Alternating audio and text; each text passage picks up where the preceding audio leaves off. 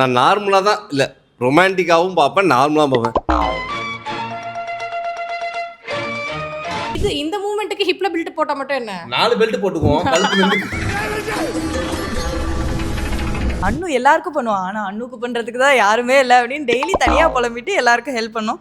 யாரோ யாரோ நீ யாரோ.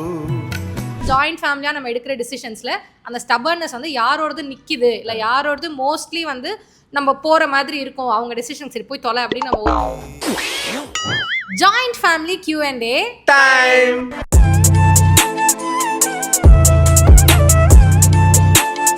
இப்போ क्वेश्चंस ஏன் சாய்ஸ் தனியா போலாம்.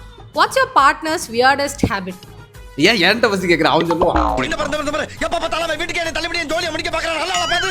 என் குழந்தைனார் ஃபர்ஸ்ட் சொல்லுவாரு. ஏய் நான் என்ன பத்தி சொல்லுவேன், என் பார்ட்னர் பத்தி சொல்லுவேன். பார்ட்னர் பத்தி சொல்லணும். ஓஹா. Weirdest habit. வியர்ட் அப்படினா வித்தியாசமான. ஆமா. புரிதலுக்காக சொல்லிக்கிறேன் இப்பவே. வித்தியாசமாவா? நான் எனக்கு தோணுனதா சொல்லுவேன். நான் நார்மலா தான் இல்ல ரொமான்டிக்காவும் பார்ப்பேன், நார்மலா பார்ப்பேன். ஏன் என்ன முறைச்சிட்டே இருக்கங்கோ? நான் நார்மலாக கூட பார்த்தா கூட சண்டை போடுற மாதிரியே ஏன் முறைக்கிறேன்னு எனக்கு ஒன்றுமே புரியாது. இன்னைக்கு காலையில் கூட நடந்துச்சு. நீ வைஷு அண்ணு இங்கே வா, இந்த பேக்கை பற்றி கொடுன்னு சொல்லிச்சு. நான் குடும்பம் என்ன வைஷு அப்படின்னா இப்போ ஏன் என்ன முறைக்கிறேன்? நான் முறைக்கவே இல்லையே அப்படின்னு சொல்லிட்டு. ஸோ உங்கள் வீட்லேயும் இதே மாதிரி தான், நம்ம தப்பே பண்ணலனாலும் நம்ம மேலே ஒரு தப்பு வரும், ஒரு பழி வரும் இல்லையா? அதான் எனக்கு வியர்டஸ்ட் ஹேபிட்டா இப்போ தோணுது.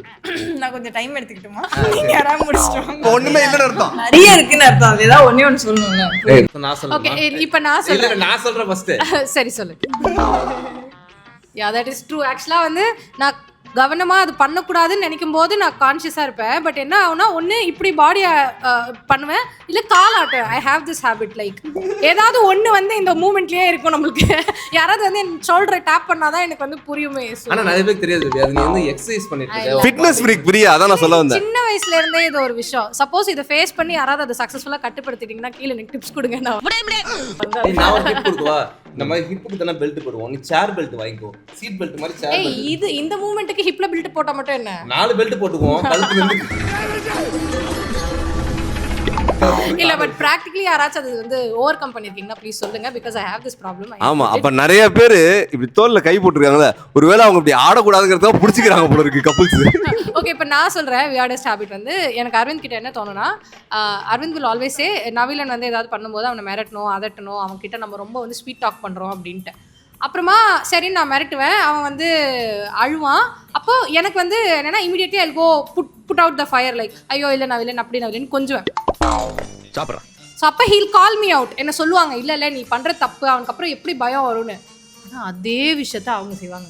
அப்படி இல்லைன்னா அதை விட அமேசிங்காக என்ன பண்ணுவாங்கன்னா, அவன் தப்பு பண்ணும்போது என்கிட்ட ரீடைரக்ட் பண்ணி விட்டுருவாங்க. ஸோ நான் கோவமாய் திட்டுவேன், he'll be the one to like அவனை சமாதானப்படுத்துகிற அந்த பேரண்ட்டா அவர் வந்து அந்த ரோல் எடுத்துக்குவாங்க. ஸோ எனக்கு இது ரொம்ப என்ன ஒரு புத்திசாலித்தனம். எனக்கு இது ரொம்ப வியர்டாக வியர்டஸ்ட் ஹேபிட் நீ சொல்ற, வியர்டஸ்ட் பேரண்ட்னு சொல்லி வச்சிருக்க. ஹேபிட். இது வந்து என்னன்னா அவங்களும் அதே தான் பண்ணுவாங்க. நல்லா கோவமா அவனை திட்டாலோ இல்லை வந்து நவிலன் அப்படின்னு முறைச்சிட்டாலோ அவன் அழுதுட்டானோ அடுத்தது அச்சுச்சோ தள்ளுக்குட்டி அப்படி அப்படியே நான் எங்கேன்னு பார்ப்பேன் இந்த பேர் அப்படின்ற மாதிரி. இதே மாதிரி பேரண்ட் நீங்க எங்களுக்கு ஏதாச்சும் வந்து அட்வைஸ் டிப்ஸ் கொடுக்கணும்னா சொல்லுங்க.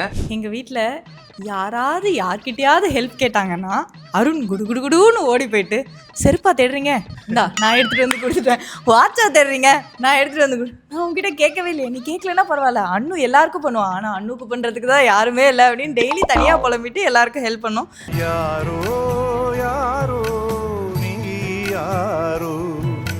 இன்னொன்று வந்து என்னென்னா பேசும்போது சூப்பராக பேசுவாங்க, ஆனால் எக்ஸாம்பிள் சொல்கிறேன்னு சொல்லிட்டு சம்மந்தமே இல்லாமல் ஒரு எக்ஸாம்பிள் அந்த சைடில் கொண்டு வந்து நிறுத்திட்டு, இதுதான் எக்ஸாம்பிள், நான் சூப்பராக பேசினேன்ல, இதை காவியத்தில் எழுதி வைக்கலாம்ல, இதை பேப்பரில் எழுதி வைக்கலாம்லன்னு சொல்லிட்டு மொக்க போடுவாங்க. ஸோ இந்த 2 ஹேபிட் எனக்கு பிடிக்காது. கோர்றா அதுவும் நீ ஓடி ஓடி போய் செருப்பு வாட்ச் எல்லாம் எடுத்து கொடுத்தது எவ்வளவு வியர்டா இருந்திருக்கு பாருடா. பக்கத்து வீட்டுக்காரங்க செருப்பெல்லாம் நீ எடுத்து கொடுத்துருக்கிற. இதுல எனக்கே கேட்க என்ன ரொம்ப கஷ்டமா இருக்குன்னா, இதுல அதிகபட்ச தடவை எடுத்து கொடுத்தது இவருக்கு தான். செஞ்சதை சொல்லி காட்டாதம்மா, இதுக்கு செய்யாமே இருந்திருக்கலாம். சொல்லி காட்டலடா, ஞாபகப்படுத்துறேன். ஆனா அவரே ஒரு கேள்வி கேட்கறதா எனக்கு ரொம்ப வியர்டா இருக்கு. அதாவது அவன் எடுத்து கொடுக்கறது வந்து அதாவது அவன் பாசத்துல பண்றான். பட் ஓகே, இனிமே எடுத்து கூட அப்படியே சொல்லாத, எடுத்து கொடுத்தது. உங்க வீட்ல இருக்கிறவங்க பண்ற வியர்டஸ்ட் ஹேபிட் என்னங்கறத கமெண்ட்ல சொல்லுங்க, நாங்களும் பார்த்து தெரிஞ்சுக்கிறோம். So next question, who is more likely to cry in a movie? அதாவது படம் பார்க்கும்போது சட்டுன்னு அழுகிறது யாரு?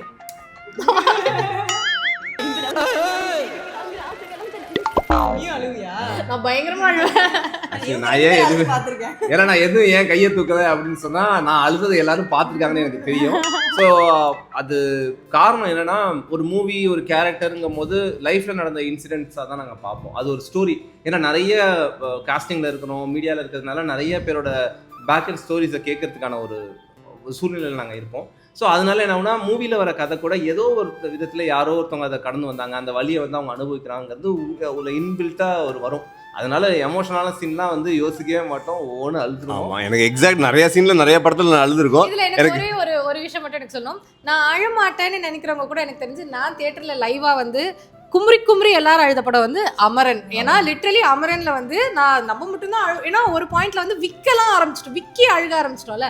சரி கொஞ்சம் ஆக்வர்டா இருக்கேன், நம்ம திரும்பினா எல்லாரும் அப்படிதான் இருந்தாங்க, சரி பரவாயில்ல அப்படின்னு சொல்லிட்டு நான் தட்டிக்கிட்டேன். எங்களுக்கு வந்து நிறைய படத்துல அழுதுருக்கிறோம். பட் டக்குன்னு எனக்கு ஞாபகம் வருது பாத்தீங்கன்னா 7G ரெயின்போ காலனி, அது வந்து அழுதோம். டிவியில பார்த்து முன்னாடி வீட்டோட ஃபேமிலியை பார்க்கும்போது உன்னிடத்தில் என்னை கொடுத்தேன். ரோஜா மேம் கார்த்திக் சார் ஒரு படம் இருக்கும். அவர் வந்து நான் கரெக்டர் ஆகிறதுக்கு காரணம் அந்த ஓரமா நிற்கிறாரு அந்த ஆட்டோக்காரர் அவர் தான் அப்படிங்கும்போது கார்த்திக் சார் அப்படி இருப்பாங்க. ஒரு நாள் லைஃப்ல நாமளும் அப்படி கார்த்திக் சார் மாதிரி நின்று நம்மளை பத்தி ஒருத்தவங்க மேடையில் பேசணும்னு அன்னைக்கே நாங்கள் கங்கணம் கட்டிட்டு அப்படிலாம் நினைச்சிருக்கிறோம். ஓகே, இன்னைக்கு ஆயிட்டீங்களா? இல்ல அழுதான்.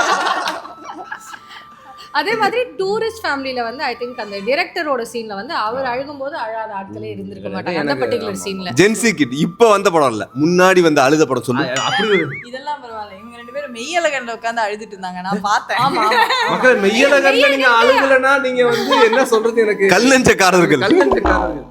யாரோ இவன் யாரோ சொந்தம் யார்தான் இவனோ. இல்ல மெய்யழகன் வந்து நிறைய பேருக்கு ஐ திங்க் அம்மாலாம் கூட பயங்கரமா அழுதாங்க. ஐயோ அம்மாக்கெல்லாம் பயங்கரமா கனெக்ட் ஆச்சு, ஏன்னா ஊர் சைடு. நம்ம நீடாமங்கலம் தஞ்சாவூர் அதுல ஸ்டோரிஸும் அப்படி அதே ஊர் தானே. ஒரே நிமிஷம், நீ ஒரு படம் பார்த்து அழுதுருக்கனா அது என்ன படம்? அமரன். அமரன். அப்ப அழுதுருக்கில்ல?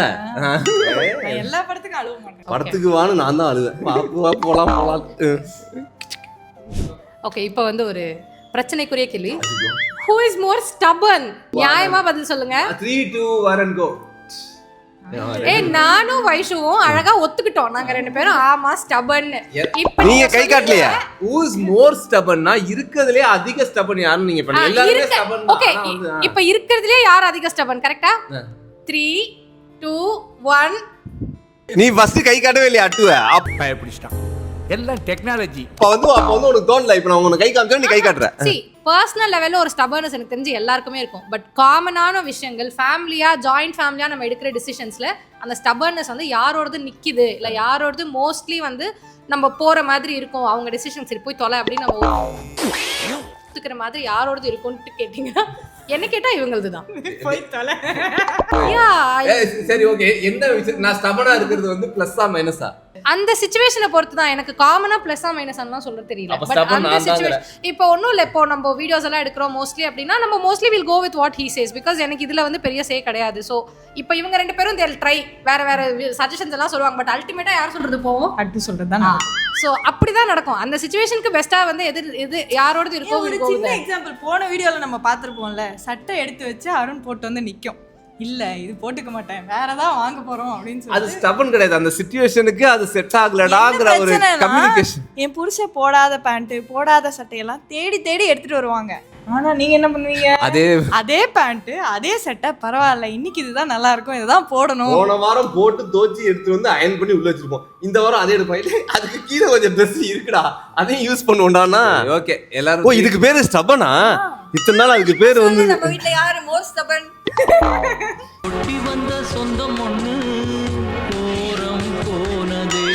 இல்ல ஐ திங்க் இங்க நான் இன்னொரு ஒரு சின்ன ஒரு விஷயமும் சொல்லணும். சி, ஒரு level of stubbornness is very good. Because stubbornness is basically reassurance and confidence. அது அப்படியும் நம்ம சொல்லலாம். எப்போ அந்த ஸ்டபர்னஸால அடுத்தவங்க அஃபெக்ட் ஆகுறாங்களோ, எப்போ அது அடுத்தவங்களை காயப்படுத்துதோ அப்போ அது கண்டிப்பாக நெகட்டிவ் லைட்டில் தான் ப்ரொஜெக்ட் ஆகும். இப்போ சில விஷயங்களுக்கு அவங்களோட ஸ்டபர்னஸால ஒரு விஷயம் நாங்கள் கரெக்டாக பண்ண போய் as a family it's working for us அப்படின்னா இட்ஸ் குட். ஸோ அதை நான் தவறாக நான் சொல்ல மாட்டேன். ஸோ எல்லாருக்குமே ஒரு லெவல் ஆஃப் ஸ்டபர்னஸ் இருக்கத்தான் செய்யும். அதை எப்பயுமே நம்ம வந்து நெகட்டிவாக பார்க்க வேண்டிய அவசியம் இல்லை. ஆமா. அப்ப நானும் என்னோட கருத்து ஒரு ஆட் பண்ணிக்கிறேன். ஏன்னா வைஷு சொல்லும்போது இந்த யாரோட வீடியோஸ் சூஸ் பண்ணுவாங்கன்னு சொல்லும்போது அரவிந்த் சொன்னாங்க இல்லையா, அரவிந்த் வந்து பொறுத்த வரைக்கும் கிரியேட்டிவ் ஹெட். நம்ம இந்த விஷயங்கள் பொறுத்த வரைக்கும் இது எடுத்து கொண்டு போகலாம், இது வந்து ஆடியன்ஸுக்கு யூஸ்ஃபுல்லாக இருக்கும், நிறைய விஷயங்கள் ஆடியன்ஸுக்கு வந்து ஒரு ஐடியாவாக கொடுக்குங்கிற மாதிரி சாய்ஸை வந்து நாங்கள் அரவிந்துக்கு சஜஸ்ட் பண்ணுவோம். சூஸ் பண்ணுறது அரவிந்தாக இருக்கும். ஸோ அந்த விதத்தில் நாங்களும் அதை அக்செப்ட் பண்ணிப்போம். ஏன்னா இப்போ ஒரு படம் எடுக்கும்போது இது ஹிட் ஆகும்னு 10 பேர் சொல்லலாம். ஆனால் அதை கரெக்டாக வாட்ச் பண்ணுற அந்த ஒரு 2% இல்லை இதில் வந்து இந்த ஃப்ளாஸ்லாம் இருக்குன்னு சொல்லுவாங்க இல்லையா, அந்த 2 பேரில் ஒருத்தர் தான் அரவிந்த். இன்னொன்று வந்து வைஷு. ஆமாம், ஏன்னா வைஷுவோட ஸ்டபன்னஸ் இன்னும் யாருமே சொல்லவே இல்லை, அதையும் சொல்லுங்க.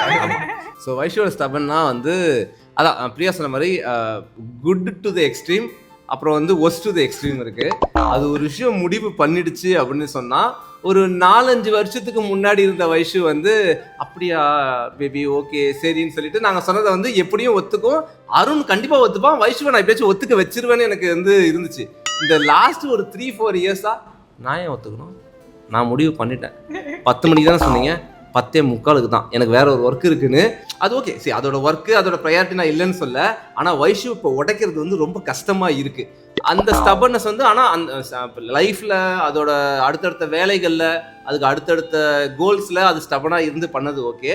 பட் ஃபேமிலிக்குள்ளே இப்போ வந்து அதை வந்து உடைக்கிறது எங்களுக்கு ரொம்ப கஷ்டமாக இருக்குது. அந்த ஸ்டபன் இன்டு ஸ்டபன் வந்து பெரிய ஒரு பூதாகரமாக வெடிக்கும். பாறாங்கல்லாம் இருக்கிறாங்க. ஆமாம், இவங்க 2 பேரும் நீங்கள் சண்டை போட்டு அடித்து முடிச்சுட்டு வந்து உட்காருங்க, அதுக்கப்புறம் நாங்கள் உட்காரோம். நாங்கள் வந்து 2 பேரும் கல்லுக்குள் ஈரம், நாங்கள் அப்படியே இருப்போம். தூணியா ஃபீல் பண்ணியா? சரி சரி, தூண் துப்புன மாதிரி இருந்துச்சு. இல்லை ஆக்சுவலாக இப்போ இது ஒரு டாப்பிக்காக வந்துட்டதுனால நான் இதை இந்த இடத்துல சொன்னால் கரெக்டாக இருக்கும்னு நான் நினைக்கிறேன். நிறைய பேர் எங்களை கேட்குற கேள்வி வந்து ஜாயிண்ட் ஃபேமிலி எப்படி நீங்கள் ஒர்க் அவுட் பண்ணுறீங்க, இவ்வளோ நாள் எப்படி நீங்கள் இருந்துட்டு இருக்கீங்க அப்படின்னா, டிஃபரன்சஸ் இருக்கும், டிஸ்அக்ரிமெண்ட்ஸ் இருக்கும், எல்லாமே இருக்கும். பட் என்னன்னா அல்டிமேட்லி ஒரு அண்டர்ஸ்டாண்டிங் என்னன்னா, அந்தந்த பொறுப்பில் வந்து யார் பெஸ்ட்டாக பண்ணுவாங்களோ அவங்களோட டெசிஷன் ஃபைனலாக நாங்கள் போயிடுவோம். இப்போ ஃபார் எக்ஸாம்பிள் எப்படி அரவிந்த் வந்து இப்போது அகாடமியோ இல்லை ஷூட் ரிலேட்டடான திங்ஸ் எல்லாத்துக்கும் எப்படி வந்து அரவிந்த் வந்து எடுத்துக்குவாங்கன்னு சொன்னாங்களோ, அந்த மாதிரி இப்போ ஒருத்தர் ஒரு என்டிட்டி வச்சிருக்கோம். இப்போ வந்து ஃபினான்சஸ் அப்படின்னா mostly will go with Arun. இப்போ வந்து ஷூட்லேயே வந்து இப்போ வேற ஒரு பெர்ஸ்பெக்டிவ் அப்படின்னா அரவிந்த்க்கு ஈக்குவலாக இப்போ நாங்கள் யோசிக்கிறது Vaishu has a different perspective.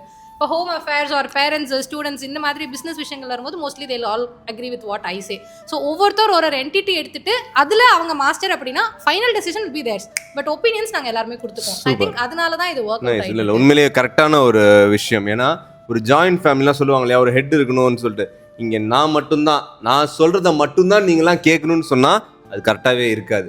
ஒவ்வொருத்தரோட பெர்ஸ்பெக்டிவ்லேருந்து ஒன்று எடுத்துக்கிட்டு ஒவ்வொருத்தவங்க ஒவ்வொரு பொசிஷனில் இருந்துக்கிட்டு அதை எல்லாத்தையுமே அந்தந்த பர்சன் கிட்ட கொண்டு போகும்போது ரைட் ஆர் ராங் டிஸ்கஸ் பண்ணி மியூச்சுவல் அண்டர்ஸ்டாண்டிங்கில் போகிறது மட்டும்தான் வீட்லேயும் சரி, ஒர்க்லேயும் சரி, பிஸ்னஸ்லேயும் சரி, வெளியில் சொசைட்டிலையும் சரி நமக்கு ஒரு நல்ல பேரும் கிடைக்கும், நமக்கு ஒரு அங்கீகாரமும் கிடைக்கும். அதை முடிஞ்ச அளவுக்கு நாங்கள் எல்லாம் அதை வந்து கோபம் பண்ணுற மாதிரி தான். மண்டையை பிடிச்சிக்கிட்டு ஆட்டிக்கிட்டு சண்டை போட்டாலும் அடுத்த வேலை அதை பற்றி யோசிக்கணும்னு சொன்னால் பிரச்சனையை விட்டுட்டு வேலையை பார்க்க ஆரம்பிச்சிருவோம். அதுதான். ஸோ நாங்கள் 4 பேருமே ஃபேமிலி ஹெட்ஸ் தான். நிலநவீனம் தான்.